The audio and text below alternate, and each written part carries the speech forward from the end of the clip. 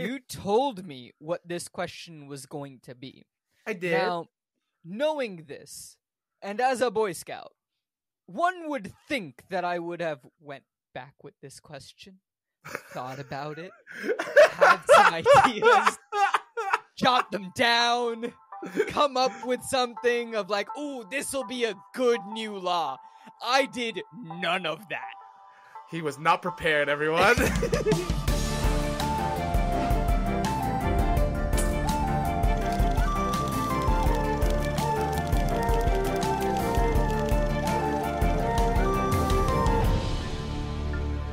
What's up, everyone? Welcome to Flip the Scripts. My name is Stephen Nieman.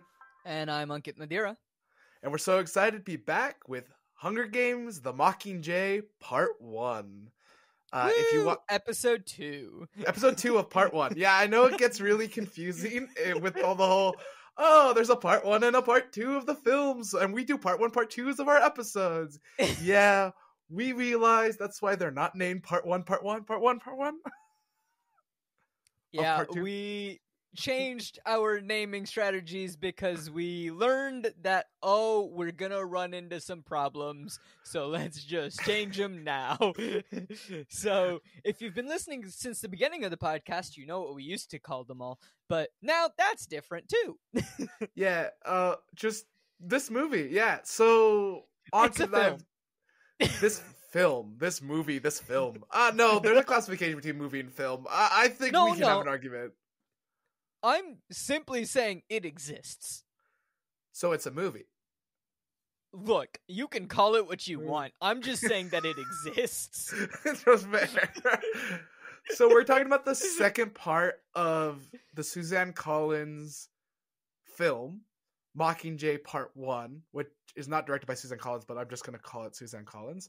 And it's the second quarter of the book, because basically what they did, they did it pretty quite well. They divided the book almost directly in half and said, we're going to do this half as a film and this half as a film.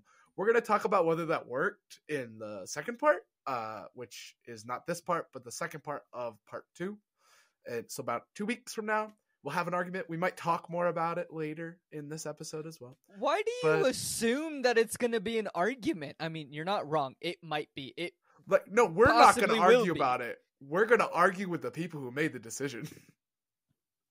We're not going to argue with the people who made the decision. We're going to have a conversation between ourselves. Those people are off doing whatever they need to do in their lives. It's true.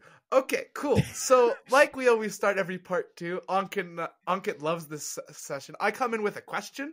I think my last 2 questions about catching fire was really fun. It was about the Quarter Quell, and the one before that was like if you were in the Hunger Games or what district you were part of. I think. It was what district. Cool. So this question's a bit more tailored towards District 13. So, Ankit, we're gonna play a game. You're now the president of District 13. You've replaced Al McCoy. Why have you given me power? Okay, here we go. And you have to make a new law for the District 13 people. And this law has to be followed, other scrutiny, or people will die. So what law are you creating for your District 13 as the new president of Just 13? Of Just 13. Of Just 13, See, not Pan Am. Here's 13. the thing, Stephen, is that you told me what this question was going to be. I did. Now, knowing this, and as a Boy Scout, one would think that I would have went back with this question, thought about it, had some ideas, jot them down, come up with something of like, ooh, this'll be a good new law. I did none of that. He was not prepared, everyone. I am very sorry to all my fellow Eagle Scouts out there. I am not living up to the motto today. I did not come prepared, but the rambling did help me come up with a fun rule. Ooh? Yes. What's your rule? The rule is that once a week, you have to eat lunch with a different group of people than you normally do. So, like, I don't know exactly how it would work, but, like, that's the general gist of the law, right? and it's like, okay, like, hey, you work with engineering, and then there's the doctors, right? And like, sure, 13 isn't big, but let's say that the engineers and the doctors, like, unless they are friends or like, they're married or whatever, 13 is still large enough to where like you might not run into everybody on a consistent basis. But I would make it something like, all right, you're not allowed to eat with who you work with, or something like that. Like, there needs to be some type of distinction, but it's to help with camaraderie around all of 13, so that it's like, hey, like, if you go to a place, you're not just completely new. Like, you know something that's going on. You understand a little bit of what other people's lives are like here in 13 that aren't just yours. I think that would be fun. Something along that. Nice.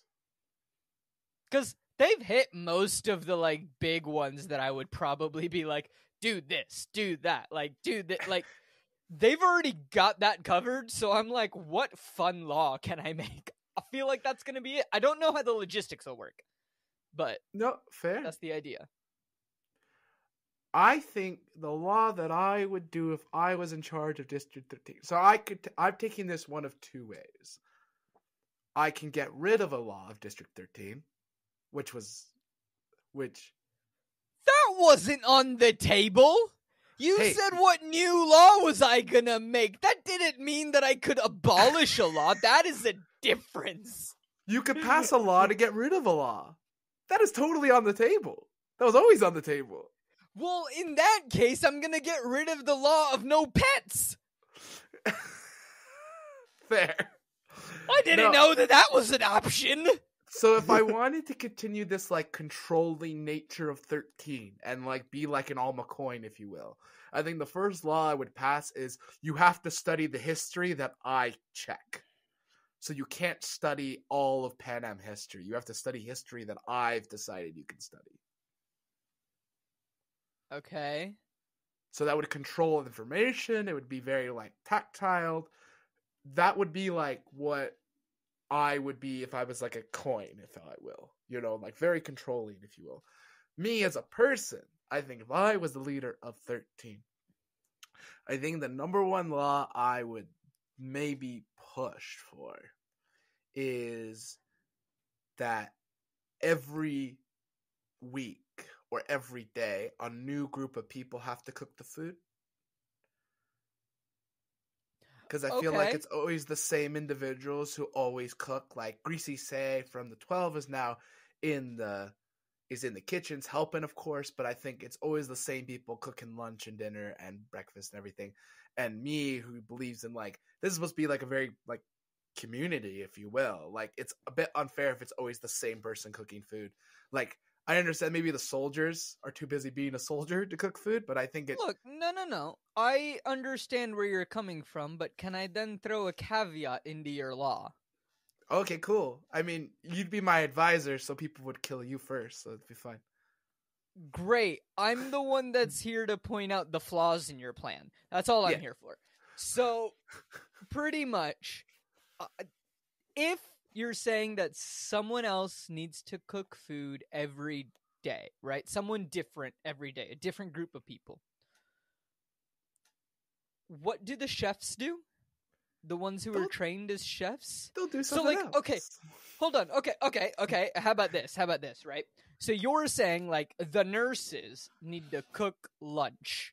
So the nurses go off to cook lunch, which means that the chefs get kicked out, and now they go become the nurses who have, and as chefs, they have zero practice of any of the medical terminology, facilities, anything. So, I'm not saying it's I'm not saying it's a smart law. I'm just saying I just want to build more community. I feel like, again... you can build a lot more community by not making people do things that aren't their profession. You could literally have a law that, like, hey, there's now going to be a dodgeball tournament between groups. Every day there's a match. It is mandatory to attend unless you are sick, or, like, it's mandatory to play. Team building, camaraderie, and you're not taking away the job of the chef. and you're not putting potential other people at risk because you have had the chefs go do some other job. Fair. Okay, moving on. Let's go back to the film. Yeah, I get that. I shit on your plans, and then you're like, let's just move on. Let's not talk about this anymore. All right, what do we got? Where are we? I mean, I just came up with it on the spot. You act like I come up with answers to my own questions. I came up with a question for you. Okay. I don't feel bad anymore because he's an Eagle Scout too. No, actually, I never got my Eagle. Wait, what? You've been lying to me? No, I said I was a Boy Scout. Never said I got my Eagle. I could have sworn that you told me you got your Eagle Scout. No, I only went up to life. And then, due to family stuff, I had to stop. Oh, fair enough. So, and then it was too late for me to go back to Boy Scouts. Like, my troop got disbanded when I was like 14, 15. It made me really upset, and then I stopped going. It was a whole thing. It was a whole thing, and so I just never got my Eagle. Fair enough. All right. Well, my I still don't feel bad. He was also a Boy Scout. All right, let's move on. But I never claim I'm an Eagle Scout. I feel like that's wrong for the people who actually. No, that was just my misunderstanding. No, fair. And, at least I respect the Eagle enough to be like, no, I didn't get it. I respect the people who did. I respect the people who got it. Yeah. I built All a right. bridge. I had my bar mitzvah. That was a big event when I was 13. Wee. That was 15 years ago, Stephen. Don't say that. Don't say that. All right, let's move on. Cool. All right, we're back in the film, and where we left off was Katniss was yelling at a camera, being like, if we burn, you burn with us. And Ankit and I really liked that line, and that's where we ended.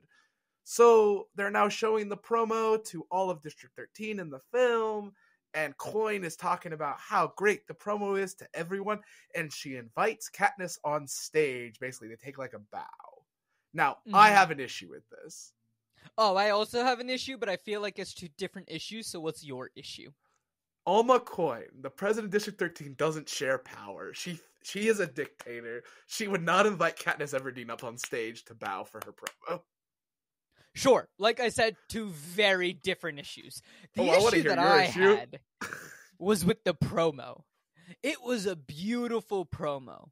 Until you suddenly added the metallic sounds that, like, when the words came in that said, join the fight. And, like, you had that, like, and it's, like, the metallic sound. Oh, yeah. Most people know what I'm talking about based on that very bad voice thing that I did. Well, I can't even claim that was voice acting. That was just random sounds made into a microphone. But, like, it just ruined the promo for me. Yeah, I get what you mean. The promo felt like it was a like a student film. Yeah, I didn't mind the join the fight being there, right? Like, if we burn, you burn with us. And then I think it was like there were flames, but then like they had the metallic, like, it flying in, like, join the fight. But I feel like if you just had join the fight kind of like emerge from the flames, it would have had a much cooler effect. You don't need that metallic, like, punch in the face feeling. It's just that, like, hey, like, join this fight. Like, you could have done it in such a more beautiful way that wasn't so, not even student filmy, but like, because student films are still sometimes very, very good films. Oh, but no, I'm not like, shitting on student films. It feels like something that I would do when I first learned about editing. Fair. It also felt like something that would happen in like a high school promo video for the basketball team. That's what I mean by student films. I consider student films of like college, university level that had some professional experience behind it. You know what I mean? Sure. Yeah. Okay. Glad that we have understood the level of student film we are talking about. You've actually given me another issue with it. Telling me. So my issue with the promo specifically is the point of the promo isn't to get people to join the revolution in the book. The point of the promo is to get people to rally, is to be like, hey, we're all going to work together because people are already fighting. So I don't understand I think they missed that part of the book where it's like, oh, people are already in revolution. This is just a symbol. Also, it was made to be sent to the capital to change them. Like, it's not made to make the capital people join the fight. It's made to, like, convince them that the revolution's really big. Yeah, fair. All right, so all the coins shared power. Yeah, then Coin has a big speech. He talks about the Mockingjay. She's basically using the Mockingjay to rally 13. By the way, 13 in the book is already behind the Mockingjay. She doesn't need to speak about it. I just, every time Coin's on screen and they add something for Coin, I'm just like very aggravated. I'm like, why? We don't need it. Just, hey, tell us more from the book. We don't need it. Get rid of it. Cool. And then Finnick and Katniss have a little scene, and Finnick reminds Katniss about Peeta and Annie and how they're in danger. That the propo that has been posted puts Peeta and Annie in danger. But we don't got time to think about that because we cut to District 7. For some, Yay! I only know it's District 7 because it's lumber, and that's Joanna Mason's district. And they're all dressed like lumberjacks. Yeah. I did appreciate that. That was fun. Yeah. By the way, this is not in the book. There's no like, oh, we're gonna cut to District 7 and see how the revolution's going. No. But I guess it is helpful to kind of see what's happening. But I don't mind it, but I do have a note about it after you finish explaining it. Cool. So District 7, they're all walking in the forest, and all of a sudden it's like daily production quotas have been increased. And then the people start running, and they just start firing on everybody, and they're climbing trees. They lose like half the people, and then they drop bombs and destroy all the peacekeepers. Yeah, all right. So I have two thoughts, right? Okay. The first thought, you dropped all the bombs onto the roots of all the trees that you're in. No one said they were smart. So, by logic, right? And I'm not a genius by any means, but like I feel, I think you're pretty smart like, when it comes to certain things. So you're a genius. I appreciate that. Thank you. I am still working problem. on figuring out where I am a genius. I agree that I am an intelligent human being for the most part. I'm silly. I but like your music. I think there's genius in your music. Oh, thanks, bud. If anyone wants to listen to it, it's available anywhere. Just search my name. Anyway, so what we were talking about. If you drop the bombs and you blow up the roots of the tree that you were sitting in, by logic, like, would your tree just not fall over? And then you would die because you're at the top of the tree? That's like 20 feet tall? I think it depends how big a base of the tree is. I mean, when the bombs hit Germany let's talk more about Germany in World War II because there's a lot more forest, of course, to hit. Sure, right? like this is like a legitimate question that I have. It's not like a gripe with the film. It's just like I'm not understanding like why would they do that. When a bomb explosion goes off, the most damage is not the explosion part. It's not the fire that gets people. It's the shrapnel. Okay. Pieces of metal that fire off into many locations. So there are like trees that could have got singed. I don't know if they would have necessarily been like burnt down. It takes a lot to burn down. It's not such a big bomb. Like the bombs didn't feel like such big bombs that the entire tree would have been blown up. They would have probably killed the peacekeepers on contact because, it is an explosion with some shrapnel in it, but I don't think it's big enough to knock down the trees. Okay, cool. The second thing, which I just thought was funny, was I wrote down, the peacekeepers in District 7 have the accuracy of stormtroopers. Oh my! They are stormtroopers because they're all in white as well. The explanation of what they are is so uncanny. And can I also just say, stupid decision by the people of 7. Okay, you're gonna sacrifice, and like I tried to count how many people died in that scene. I feel like they sacrificed 300 people to kill like 50 peacekeepers. Oh, yeah, no, it was a dumb plan. Don't get me wrong. Like, it was a very dumb plan. It was stupid. I feel like, again, if you're going to have a revolution, like, you shouldn't be losing 300 people. Like, I understand. Gives a whole different meaning to the film 300. Oh, yeah. I mean, I understand it's the people versus this government entity, I get it. I get Yeah. it.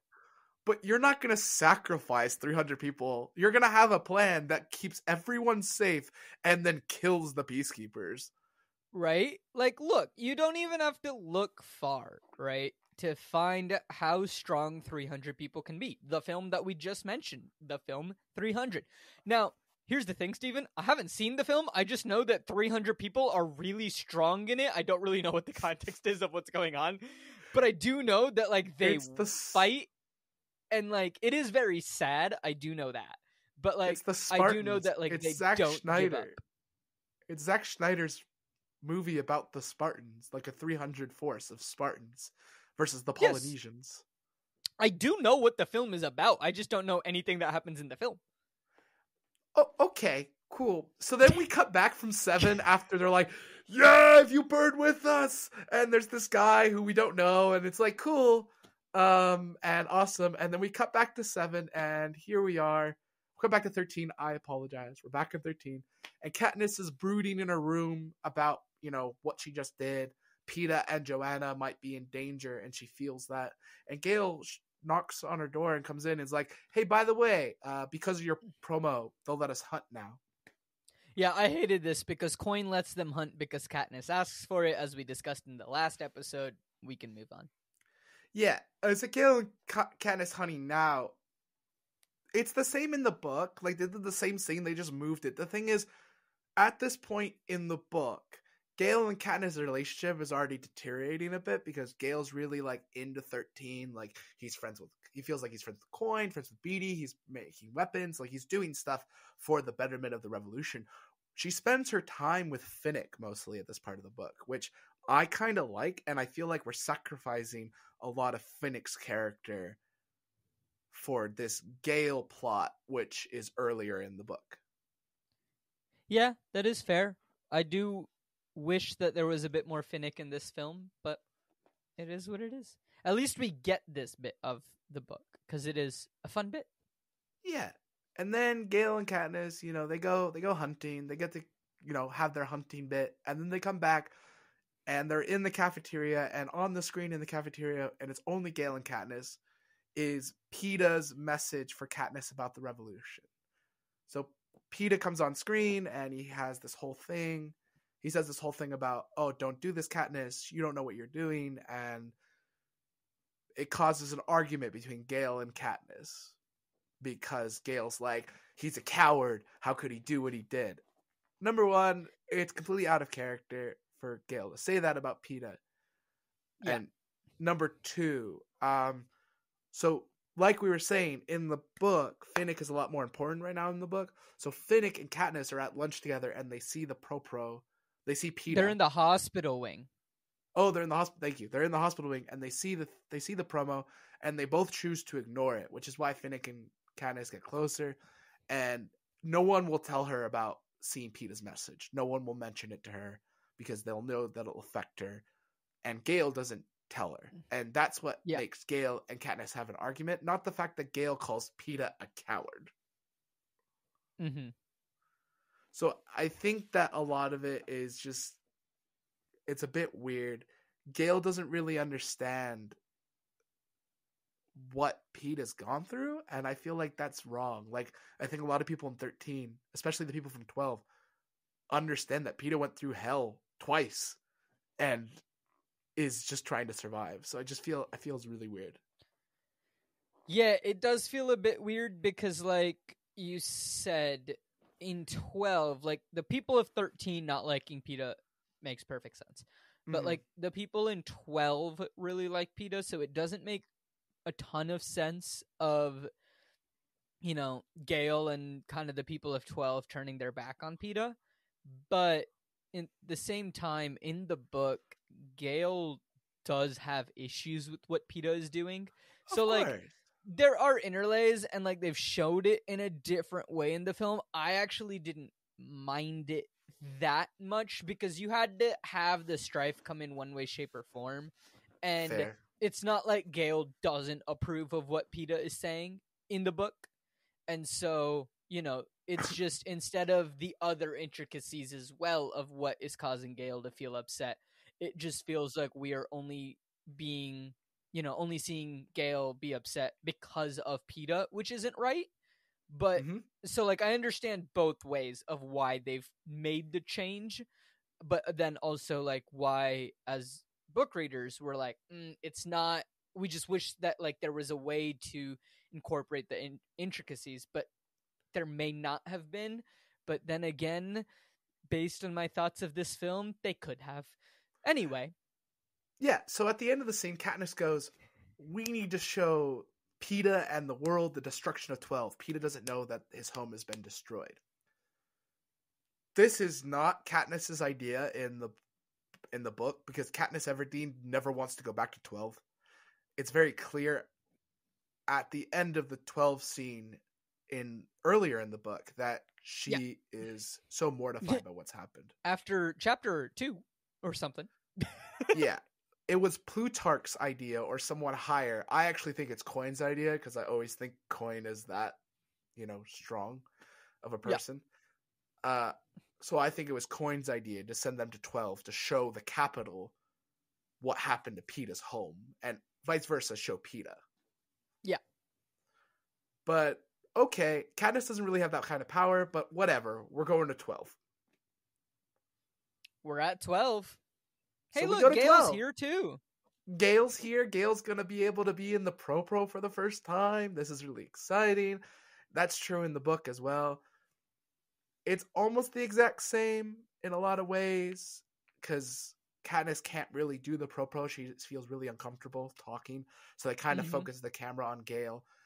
It felt like it was an audible by the film crew to focus on Gale in the film, where on the book it was on purpose. No, on the book it was also a bit of an audible. Fair. In the sense that like they expected it to be Katniss.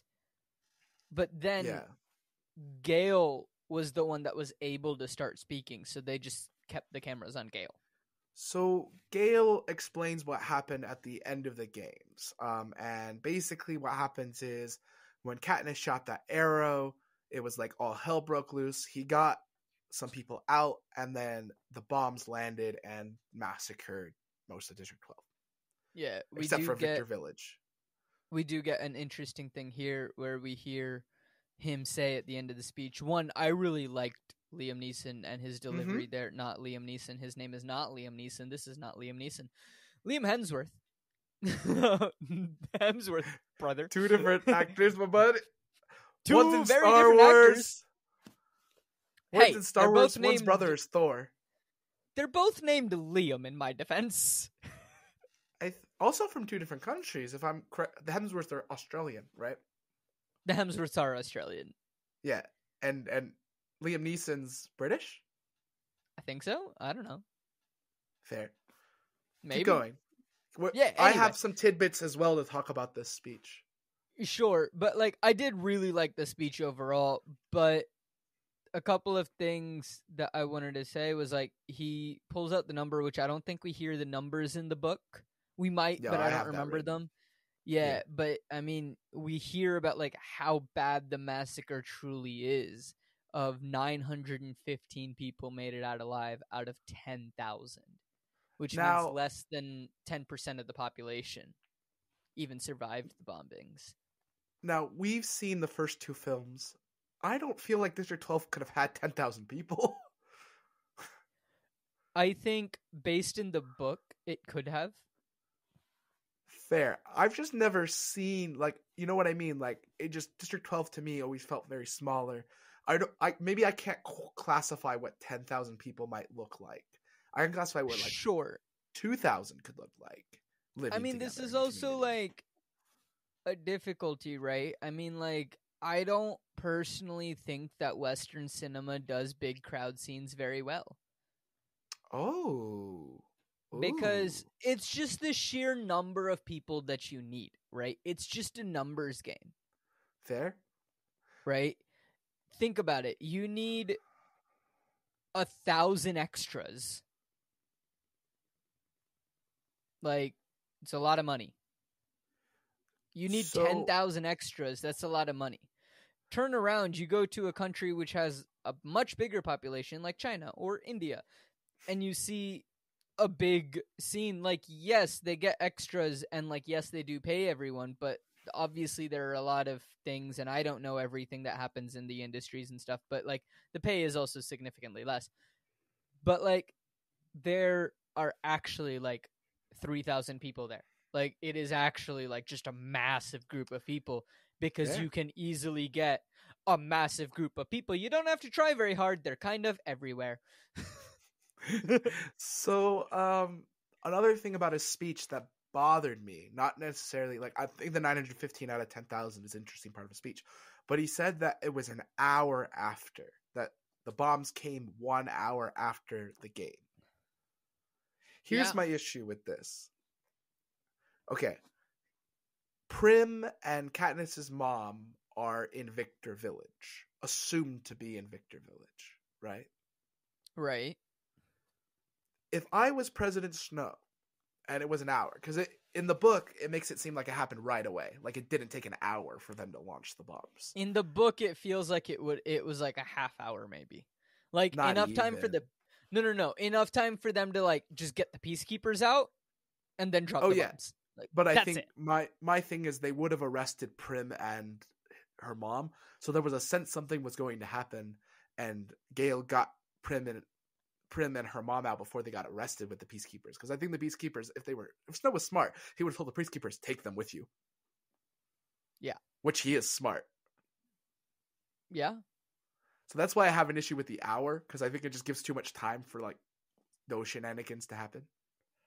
Fair, but I do think that Gale also had a mention that something along the lines of they were watching it together.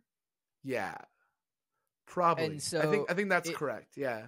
it makes me think that maybe they weren't in Victor's Village and they were with everybody else In the scene. in the scene, or in like someone's house or somewhere. Like, I don't know where they were, but they weren't at home at the Victor's Village. Yeah. So Then we go to the scene in the kitchen, where Gale talks about where they shared a kiss, and then they share a kiss, and Gale says, "Oh, I knew you would do that because you only kiss me when I'm sad or upset." which is the same as in the book. Yeah, and to be clear, Katniss's relationship with Gale is one of comfort, and with Peeta, you get the sense that she actually likes Peeta more than Gale at this point. Yeah. In the films, also, I feel like they nerfed Gale's character, and you don't see how much the friendship of Gale actually means to Katniss. Agreed. And like how much their friendship and how strong of a friendship it truly is, and how much it means to each other to have that friendship. You just don't get that. Yep. So Katniss and Gale take a bunch of stuff from the house, more stuff, but there wasn't really a need to because they already took most of it last time. But they take more, and they end up by the river. And while she's sitting by the river with Pollux, a Jabberjay shows up. Mockingjay shows up there. Not a Jabberjay. Sorry, Jabberjay is the father of the Mockingjay. A Jabberjay shows up, and Pollux is like, "Oh, is that the Mockingjay?" Now, Pollux is, as we explained earlier in the book, this is where Pollux is an Avox. She feels very kin to Pollux because Pollux doesn't need to talk to her to like communicate with her. I like the actor who plays Pollux a lot. I'm forgetting his name because I didn't write it down. I feel horrible for not writing it down. I'm looking it up. Keep looking for his talking. name. So they go to the river, and with Pollux in the book, she teaches Pollux about the Mockingjay, but in the film, he already knows to whistle, and they'll respond to it. I think it works better in the book where she teaches Pollux about it. I don't know why in the film they're like, Pollux himself already knows how to get the Mockingjays to work. Sure. Also, the name of the actor is Eldon Henson, who is also famous for being in The Mighty Ducks and Daredevil. Oh my gosh, Eldon Henson. He is in the first Mighty Ducks movie and the second one and the third one. He's also in the TV show. But he's also in the TV show. He's Fuller. I think his name is Fuller. Like he's the one in the first movie. Fulton. Oh my god, I love the Mighty Ducks. It is such a Mighty good Ducks film. is fantastic. I watched Mighty Ducks for the first time in 2020. Like Oh, did that you? Yeah. that like Christmas break, because it was Mhm. COVID and it ended up just being me and one of my flatmates who was still here, and the two of us couldn't go back to the States for the holidays because it was COVID and school and everything. And so we just spent the Christmas vacation, pretty much the two of us sitting at home, just watching movies and playing video games. Did you watch all 'Cause it's three? oh yeah, of course. We spent, I think we watched them in 2 separate nights. But yeah, I have watched all 3, and I've seen the first season of the TV show. I didn't keep watching past that. No, once Emilio Estevez left, I stopped watching Game Changers. Yeah. I mean, it's still fine, I think. But, like, I did see a very fun clip from Game Changers. Me I don't know too. if It was about you know the clip. You liked me? What? When? Rewind. Go back. Yeah. I felt that kid Yeah. in my soul. Because it's just like, wait, can we rewind to the you liking me part? Yeah, I thought I was like being like super obvious. Yeah, no. See, like, if Game Changers still had Emilio Estevez, I'd be watching it. I'd still be watching it. Just bring him back. I don't know why he left. COVID. I think it was something to do with COVID and safety. I think there was something about that. Okay. Well, that's understandable. If he decided, hey, I'm going to step away because of health or something, like, that's understandable. Or I think or it was the other way. I think maybe he didn't want to get vaccinated, or maybe he was vaccinated and other people weren't. Who knows? One of the two. I don't know. I just hope that it's not something where, like, they treated him poorly, or, like, you know, he treated people poorly on set and then, like, decided, like, I hope it wasn't like a set issue and it was just some other issue. No, everyone loved him on set. So okay, that's what I thought. Then back to the film. Yeah. Back to the film.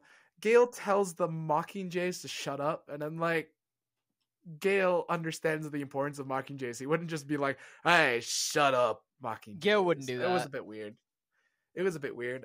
Then Katniss sings The Hanging Tree to the birds. And everyone is brought to tears. I think this song is really great. It's the Are You?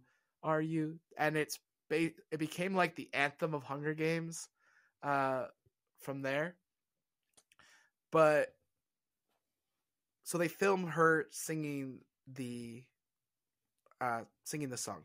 But then they cut to Beatty, who's working on trying to get through the signal defense of the Capitol. Her promo, by the way, is already supposed to have aired in District 2, I believe, and also have aired in the Capitol a bit. Like, the Capitol knows of the promo, so it's a bit weird to be like, oh, Beatty hasn't been able to show the promo in the Capitol, because PETA's speech earlier in the film and in the book is in response to her promo. Yeah. Doesn't make a whole lot of sense. So it's just a bit weird. No. And then we cut, still singing, by the way, she's still singing. We cut to people crossing a bridge. I think it's District 2, but then I was wrong. It's just a dam in front of the Capitol. And they're crossing a bridge. 5. And there's No. They mention it later, it's District District 5. No, they mention it later that it's District 5 in the film. Really? Okay, yeah, so Coin mentions it offhandedly, I believe, when she's explaining, like, why they're able to go in for that rescue mission that we'll talk about soon. Yeah, so then they're singing the song, and they're crossing a bridge at District 5 to go to a dam. And there's a bunch of peacekeepers trying to kill them, and they get through, they drop a bomb off, and boom, dam gets blown up. Yeah, okay, I have a question about this, and maybe it's because I don't play a lot of, like, war strategy games, like, that's not really my thing. How is this an effective strategy at the dam? Like, so you are in...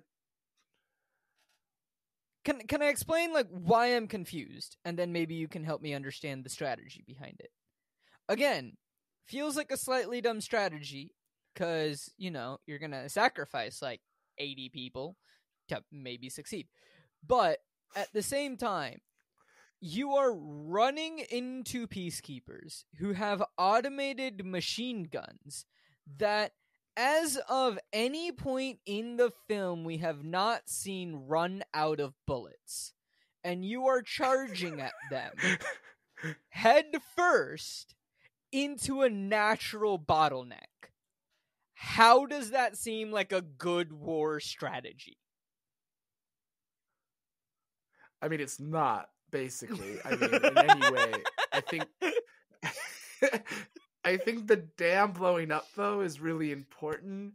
I think because, obviously, what a dam does, the filtration system, gives clean water, helps with the electricity, all that good stuff. My issue with this, though, does come in the next bit. Like, I felt like it was a useless scene for no reason.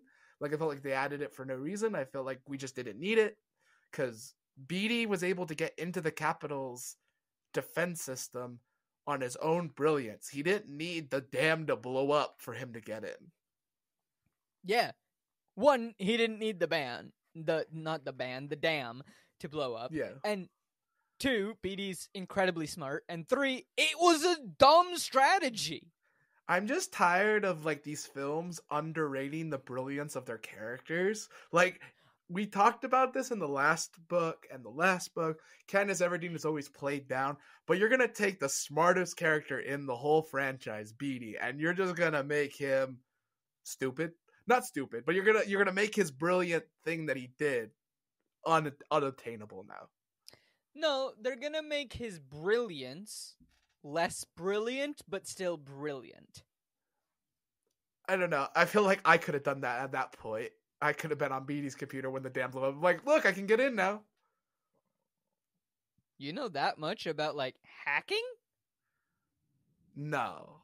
I know how to hack one thing in my life. I've never hacked that much.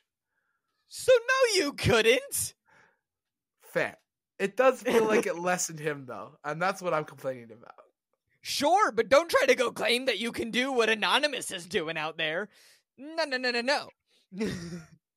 So then we cut to a scene where everybody is in the control room and PETA is on screen again, and he's going to be talking about what's been going on in the war. At this point in the book, this showing is supposed to have President Snow and PETA and, like, everybody there. Like, this is supposed to be a big message to everyone of Pan Am. But for some reason, they're like, nah, PETA's fine. I don't know why they cut President Snow from this part, or they add him to so much of the film in later parts and earlier parts. But the one part he's actually in the book, they're like, it's fine. We don't need him. I do want to give a shout out to the makeup team. I don't know everybody's names, but I want to give a shout out to the makeup team that did such a good job of making Josh Hutcherson look so malnourished when he wasn't. Like, I'm assuming he probably wasn't when they actually, filmed it.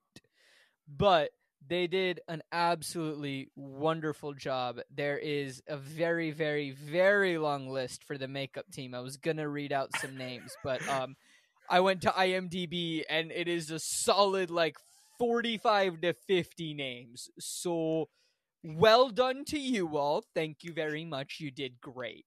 Shout out to the 50 of you who worked on the makeup team of Hunger Games Mockingjay Part 1. So PETA is talking into the screen and he keeps getting glimpses of Katniss's promo in the middle of his speech. And Snow is supposed to be there, but Snow's not because they don't follow the book. But PETA keeps kind of saying stuff like, let's stop the war, calling for a ceasefire. And at the end, he's like, everything will change tomorrow. They're coming for you. You're not safe, Katniss, especially in District 13. I didn't like how they changed it. No. So I'm just going to say what happens in the film up to the next part, and then I want you to explain what happens in the book if you want. Okay.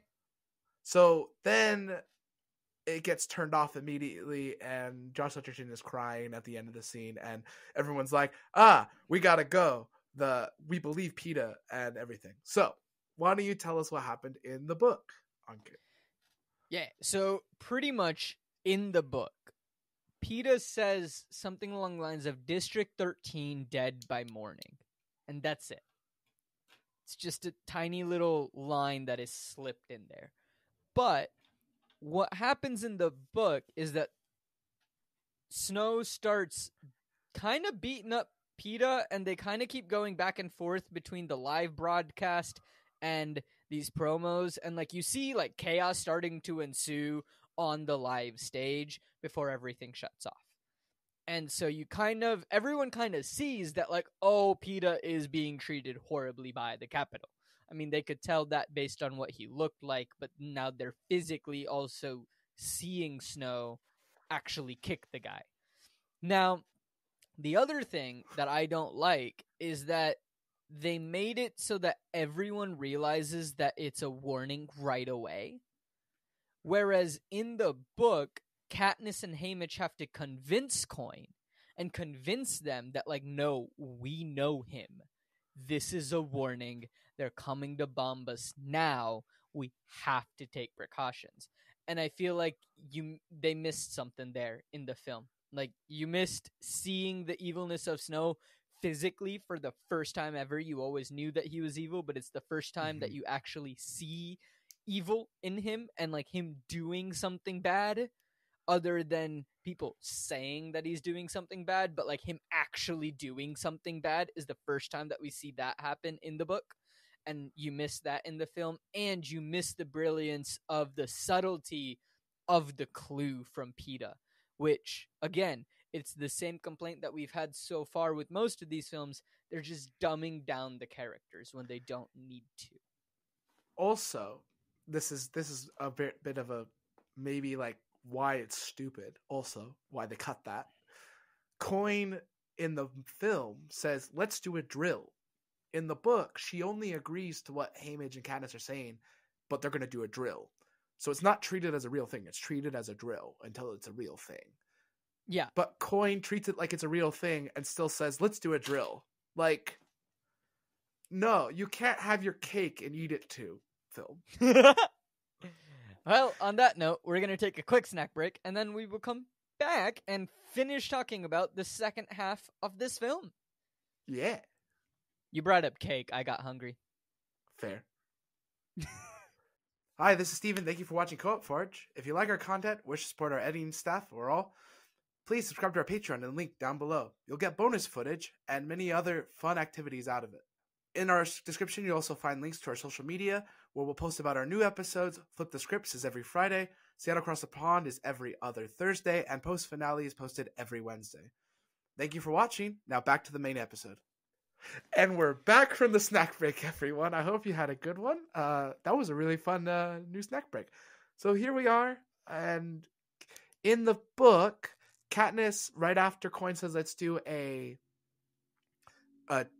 drill," Plutarch takes her right down to the bottom, and she's the first one into the bunker, and she's the first, and like she's safe. She's the Mockingjay, all good. In the film, they have her walk in the crowd with everyone down the stairs, and she's the last one in. Well, she also doesn't go looking for Prim like she does in the film. She doesn't do that in the book. It's so weird. Like, no, because she's she's the Mockingjay. They're going to protect her first. I don't understand why they let her go look for Prim in the film. Yeah. So she finds her mom in the bunker finally, and her mom beat her there, which she's not supposed to be. Mom's supposed to show up second, whatever. Also, Plutarch tells Katniss she has to show calmness and control for the rest of the people in District 13, so that way everyone looks to her, but she fails at that later when Prim's still not there. So she asks her mom, "Where's Prim?" And then her mom's like, "I don't know, I thought Prim was with you." And she's like, "She went back for the cat." That's true in both the book and the film. And she runs to she's running to go get Prim. Now, here's the difference in the book and the film. In the book, the doors are already closing, and Katniss has to put her arm almost through the security door to try to stop them from closing it on Prim and Gale, who are still coming down the stairs. In the film, it's still halfway open, and she just meets them on the stairs. Like, there's no stopping. It's fine. And they make it by 1 second. Yeah. The only major thing that I had, I mean, like, whatever, the doors and stuff was different, but you've explained all of that.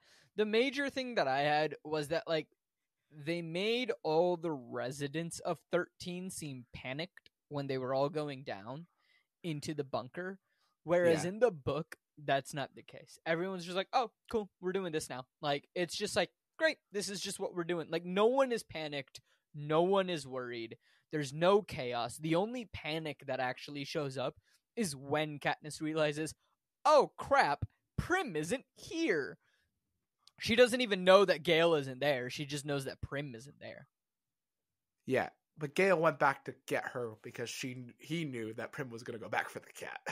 Oh, yeah. Gale is wonderful. We love Gale.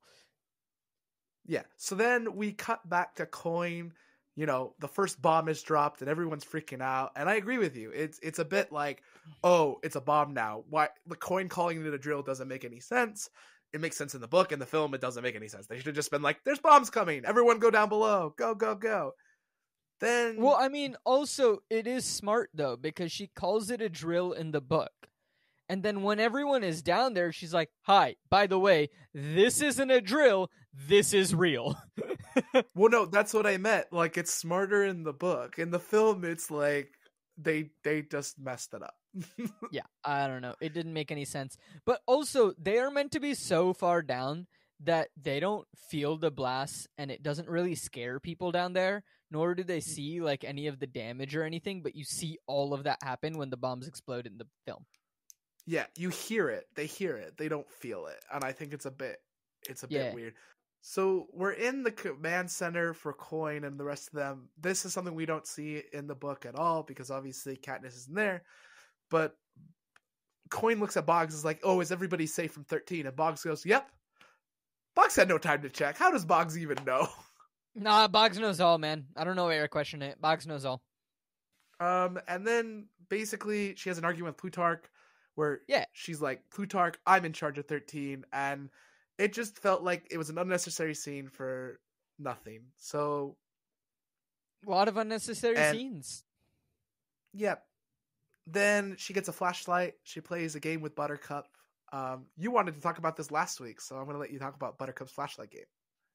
Oh, yes. Okay. So I am so glad that they kept in the game of Crazy Cat. It is so much fun. Ladies and gentlemen, it is the most simple game. And if any of you have ever seen a cat video, it is probably that, right? Now, imagine a laser pointer and a cat trying to chase it. That's all the game is, right? But we don't have laser pointers in 13. We have flashlights. And I am so glad that they decided to keep this in because this is when Little Buttercup becomes possibly the most important member in all of District 13 because Buttercup is the only one that is able to keep this world intact and sane while they are in a bunker for 3 to 5 days, something like that. It's like 3 days.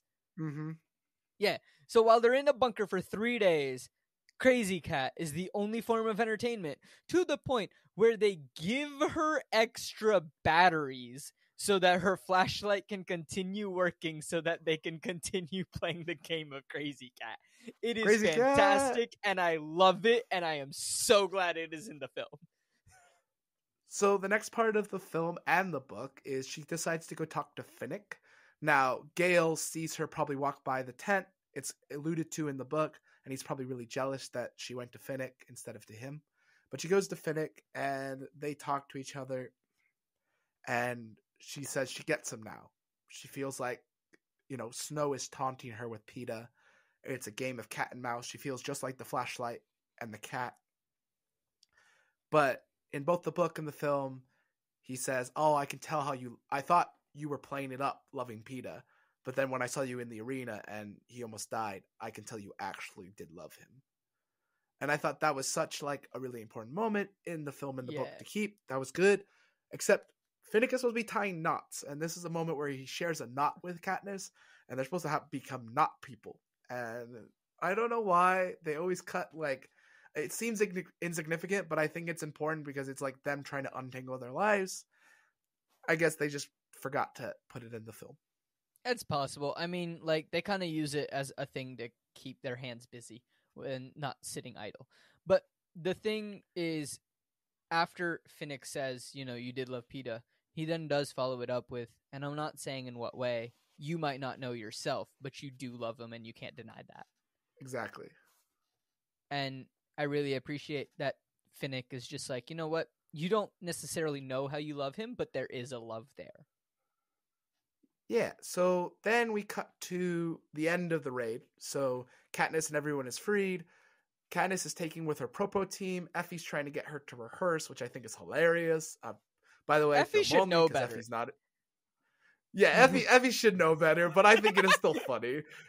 I give it credit for comedy's sake, because you kind of need a little comedy after the last bit. I do, and I do appreciate Effie. I mean, even though she should know better, right? She knows that Katniss ain't gonna participate. Katniss ain't gonna be useful. But I do appreciate that she doesn't stop trying. Yeah. So Katniss and the rest of the Pro people go upstairs to film a Pro in the rubble of District 13. Basically, Katniss is like, I'm here, I'm still alive, you didn't get me, Snow. Haha, na boo boo. Good luck.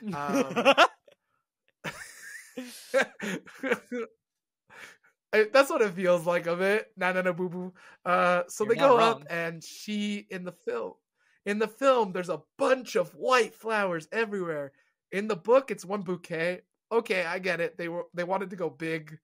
I'll appreciate for what it is. I'm here for a massive field of white flowers. I'm here for it. I'm not mad about the change. And then she can't film it. She breaks down. In the book, she breaks down standing, and it's a bit like, I'm like, no, like Katniss Everdeen like literally crumples to the ground in the book. Why can't you show her actually breaking down? Like, I felt like it was just like, they're so afraid to show Katniss's weakness in this film. I'm like, Katniss Everdeen breaks down for the first time in the book that we see. Like, this is a really important moment. Why can't we see it? Mm-hmm. And Haymitch, helps her. He gets her through it, and Haymitch goes to meet with her. And in this meeting, Haymitch is supposed to calm her down. He asks her for medication, which is a bit film only, because Haymitch is sober. Like, this is so weird. Yeah, so there are two kind of things, right, before we get into this whole conversation with Haymitch. One, when she does start breaking down, I do like that Haymitch understands what's happening right away, and so does Boggs. Like, both of them have put together that Katniss has probably figured out how the Capitol is using PETA. That line is never said in the film, but it's a very integral line in the book, where that's what causes her breakdown, is that she realizes how they are using PETA as a weapon. They've known this all along. They're obviously not going to tell Katniss, but they've understood that she has figured it out. So that's why she has this breakdown. And the white roses are the thing that trigger it, because that's when she notices it. The other thing that I wanted to note was they use sedition a lot less in the movie than they do in the book. They don't knock Katniss out. Yeah, they don't knock Katniss out with drugs as much. And I was like, well, I mean, maybe in a film you don't want to show them drugging people.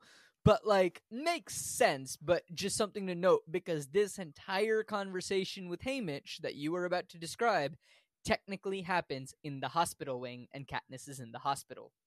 Yeah, not in a nuclear bunker. No, in a hospital. No, I know, that's what I'm saying. Not in a nuclear bunker, in the hospital. Yeah. So, yeah, because they sedate her because she's freaking out too much. It makes sense. And Haymitch then explains to her, she basically says, I can't be the Mockingjay unless PETA's rescued. That's the essence of the scene. And he says, there's a rescue mission on the way, and you wouldn't believe, it's a volunteer only, and you wouldn't, led by Boggs, and you wouldn't believe who the first volunteer was. And we learned it was Gale. So Gale has volunteered to go to the Capitol to save PETA. Yay! So then she shows up she goes with Haymitch straight to the place where she can see the rescue mission of Gale and Boggs to the Capitol, which is completely wrong. They would never let her see that. They would never let her into the command center for war things like this. Well, yeah, also, like, the whole point is, like, the reason that Finnick is doing the Finnick thing, right, is that Katniss and Finnick both learn that this is happening while they're both in the hospital wing, and Finnick overhears Haymitch, and then they come up with the plan of, like, oh, what can we do to help, right? We can't necessarily be there, but what can we do to help? We can create a distraction. So let's go film something to create a distraction so that they aren't as focused on our team that's going in for the rescue. Exactly. So Finnick, who is really down for the rescue because he knows it'll save Annie, they have a scene, and it's just a bit weird to like, oh, now we're shooting a Finnick promo because Katniss isn't available. It goes against what she believes of her pro team, because like they wouldn't have done that without Katniss knowing. It felt like it's a betrayal almost. It doesn't feel right. And like in the book, Katniss is there. Katniss is just bad. Yeah, but one thing that Katniss talks about in the pro that we don't get to hear in the film, and I think it's really important, she says she finally opens about what she loves about Peeta. She talks about the bread thing. She talks about like how they met, how like all that stuff. And this is something she never talked about in the Hunger Games, and it's like it's a really big moment for her to actually talk about it out loud. Mm-hmm. To someone else, because she's never told anybody. She's not even told Prim. But then Finnick, the only people that I think she has told were Peeta and Haymitch. They're the only two that know. Maybe. I don't know if Haymitch knows, and I think Peeta just knows because he was there. Peeta knows because at some point they had a conversation where Katniss felt like she kept owing people, and Peeta said, "Get over it. It was a slice of bread when you were 11 or something." Fair. So then we keep cutting back from Finnick giving his speech. Now in the book, we're just focused on Finnick giving his speech. Finnick talks about all the secrets of the Capitol, how they used his body, how they use all the pretty Capitol victors, basically, how the Capitol uses the pretty victors. And he talks about all the people he has the most dirt on, like President Snow. And the dirt on President Snow basically is Snow rose to power by poisoning people. And they call him a snake. Well, Katniss thinks he's a snake. They actually add that line in the film.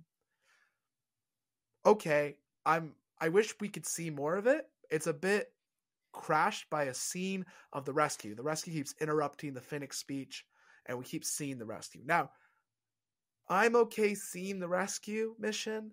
At the same time, I'm not, because it doesn't leave anything to the imagination.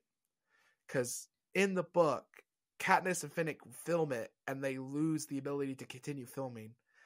And they basically have to sit there for like hours worried that they didn't live or survive. And I feel like that's such a different kind of feeling than what we get in the film.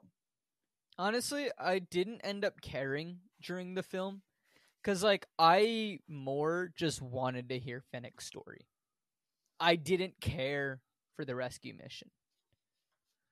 Yeah, right? I think it would have been a lot more powerful if they did what they did in the book, where, hey, they're off on this rescue mission. Great. We are on a completely different thing trying to now distract them because we don't have communication with them. We don't know where they are. We don't know what's going on. But, like, we need to be able to distract. I feel like it would have been more intense. I agree. So, continuing on. The rescue mission kind of goes, they fly into the Capitol. It's completely dark. You're telling me with all the technology they have, they couldn't get the lights back on. All right, whatever.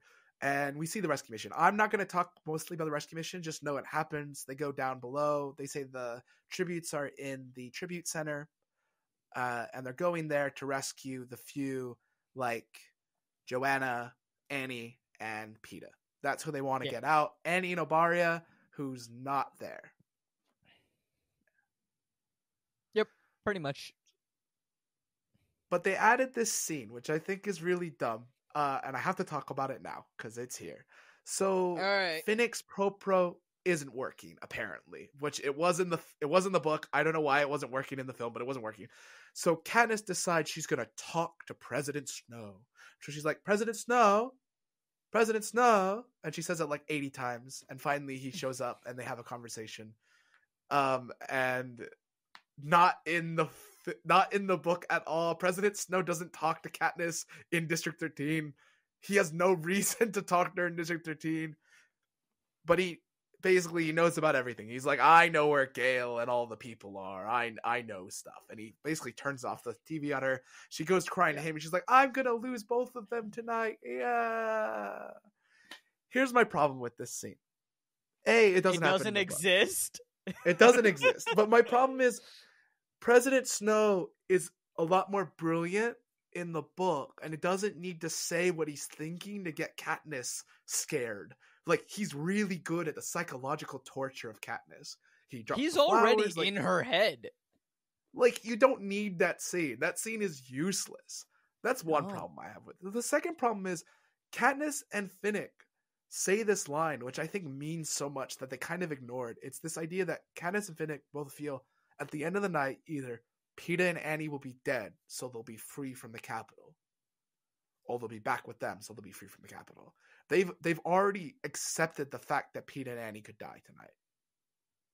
And the other flip is that Katniss has accepted that Gale might die tonight. Oh, exactly. And now it just feels like, okay, we have to show her being really upset that Gale and Peeta are both going to die tonight. It's like, all right, okay. Again, missing the point of the book. Yeah, I mean, like, you pretty much hit the nail on the head right there of, like, it just doesn't make sense. I have written in all caps, I hate this conversation with Snow. Yeah. And then Katniss ends up in the cafeteria, and then Snow shows up. No, Coin shows up. Sorry, not Snow. Coin. They're two sides of the same coin. Coin shows up to tell Katniss how similar they are. This scene, to me, is, again, bullshit, unnecessary scene. I don't need to hear how similar Coin is to Katniss. Like, there's more things that I should be worried about at this point in the film. Like, are Peeta and Gale alive? I mean, like, come on, film. Like, what are you doing? So then we cut to Finnick and Katniss sitting next to each other in the hospital waiting to hear about news. And Finnick now has ropes. Magically has ropes. And then they're back. They're back. And Katniss and Finnick are running down the hallway in the book. Not in the film, but both in the film. They're both running. And Annie sees Finnick and he hugs her up against the wall. It's a really good reunion. They kept that very book accurate. Good job, film. And then they ignored the next part. So Katniss is looking just for Peeta. She doesn't care about Gale at this moment. She just wants Peeta. But no, she has to hug Gale. She has to hug him to be like, oh, you're okay. And Gale has to say the line, oh, I think they let us. It was too easy. No, Gale's injured on his shoulder. Like, Gale's supposed to be in a hospital bed. Yeah. I did have the note, aw, Finnick and Annie, I'm gonna be really heartbroken if/when Finnick dies. Yeah. I don't know if he dies yet, but I feel like they're setting him up for death, and I'm gonna be sad about it. Dies. Yeah. So, it's a complete if, but my guess is that he will, but I legitimately don't know. I'm not at that point in the book. I haven't watched the second film. So, like, if he does die, I haven't reached that in the book as of when we are recording this episode. If he doesn't die, then there's a very good reason of why I haven't reached that point in the book yet. I mean, if he does die, you'll probably say they earned it then, because you think they're leading to it. I hope he at least goes out in a blaze of glory or like a sacrifice or something, and not just like he was useless and died because he just like entered combat and then got blown up instantly. Like, I hope he has like a moment before his death. Again, we'll see what happens. No guarantee that he even dies. He might live. I just feel like they're setting him up for death, and I don't feel good about it. So Katniss in the film just goes straight into Peeta's hospital room, and Peeta's like having it back facing towards her, and Haymitch is with her. But in the book, she's allowed to go in with Boggs and Haymitch. Like, they go in together. She kind of goes in with a lot of people. She's really jealous that the doctors were the first one to see Peeta and she wasn't. I think that's a book only thing. And then Peeta and Katniss, she sees him. She goes in for a hug, and Peeta grabs her face and changes it from her face to her throat and starts choking her out and almost kills her. Then Boggs knocks Peeta out. In the book, I feel like it's more of a shock because he reaches for her face first and then goes for her throat. In the film, they're just like, nah, he goes straight for the throat. Nah. Straight for the jugular. Get rid of her. Done. So, and to be fair, that is the end of like, and then she basically blacks out and wakes up in the hospital wing. Now, to me, that's where the film should have ended. That to me is a good ending of the film. But the film continues. Yeah. The film continues for some reason because it has to. So the film continues, and in her hospital wing, she can't really talk because she's been choked out. They're trying to protect her larynx. She's able to a little bit here or there, but they add Prim to the scene to kind of give Prim the ability to communicate for her. Whatever, it's fine. Moving on. Plutarch and everyone lets her know and Hamish know about hijacking. They basically take a tracker jacker venom and they interrupt the memory. They've made Katniss an evil thing in Peeta's mind, so something he has to attack. Yeah. So it's really tricky and it's really scary, and so it's really upsetting. Same but as we don't have time to. And she says, "Can you undo it?" In the book, Katniss says it. In the film, Prim says it. It's fine. And basically, it's unknown. It's unknown if they can fix it. They're gonna try. They're gonna try. Snow has a line in the speech that she says to Katniss about 13, how the victors have been liberated. Again, film only, we never endure injustice. So there's something weird about like Coin saying that the victors have been liberated, we never endure injustice. So Coin's giving a big speech. Also, Snow had a line earlier in the film that like it's the ones that we love that hurt us the most. So obviously talking about Peeta and Katniss and everything. And then Coin has a huge speech, and then we watch Katniss walk to the window to see Peeta struggling against ropes and stuff, and that's the end of the film. There's one thing that did bother me about Coin's speech, and I don't know if you caught it or not, Ankit. She says the word Panem really weird. Is it Panem or Panem? She says it like I don't know. I've always. She says it weird. I feel like it's one of those things where it's like everyone needs to be on the same page on what this fictional place is. So yeah, that is the end of Mockingjay Part 1. And yes. So we made it. We made it through. We have Part 2 left, and then we have one more film after that, everybody. We're doing Songbird and Snakes. We will do the newest film. But we have one more film of the Mockingjay of the Hunger Games franchise, and then we're going to hop over to Songbirds and Snakes, which is about President Snow. So we get to kind of go back in time a bit. So, Ankit, I am really looking forward to going back in time and figuring out all the dark secrets of President Snow. That sounds fun. So what do you think this film, just as a film, what do you think the Hunger Games Mockingjay Part 1 should be rated? I'm going to give it a 5 out of 10. Okay. I don't feel too strongly about this one. It feels like it's like there's not a lot of substance to this one, and it's missing a climax. Yeah, I'm gonna give it a 5 out of 10. I found myself not caring multiple times. Cool. All right, Ankit. This book compared to the first half of this film compared to the first half of the book as an adaptation. Probably also like a 5. Pretty similar. I give it a 3 because I think they kept a lot in, but they missed the point of a lot of what the book was about. I think the reason that I'm giving it a 5 is that they did keep a lot in. The reason I can't go higher with it, like, I still think it was solid. Because, like, we were giving 3s to, like, the Percy Jackson films, which just, like, at some point completely demolished the entire storyline that existed. They at least kept the storyline the same. Fair. I could give it a 5. Yeah, I so could like be convinced. That's why I gave it a 5. Like the story is the same, but told in such a drastically different way that I can't justify it to being more than a 5. But like they did generally keep the story the same. So I'll give them a 5 because they included a lot of stuff. They like added a couple of good scenes that were useful, some scenes that were not useful, but like all of that intertwined, I feel like a 5.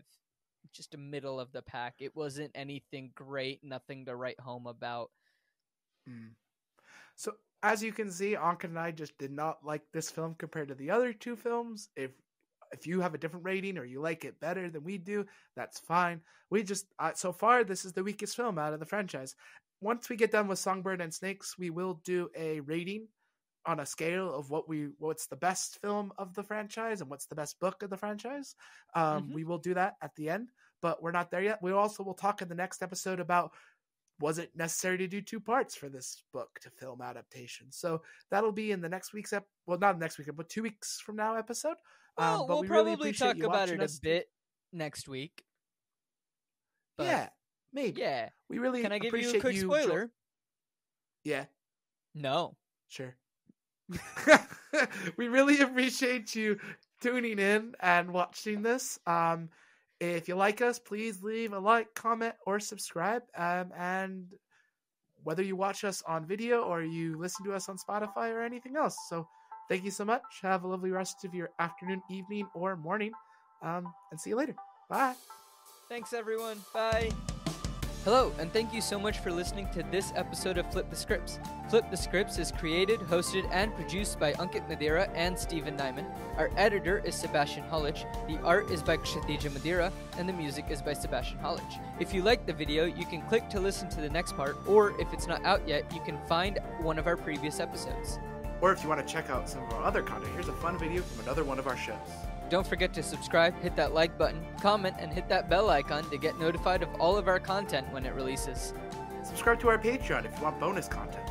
Links to all of our social media and Patreon are in the episode description down below. Thank you for supporting our content. Come back next week for more shenanigans from Co-op Forge. New episodes for Flip the Scripts release every Friday, Seattle Across the Pond every other Thursday, and post finale every Wednesday.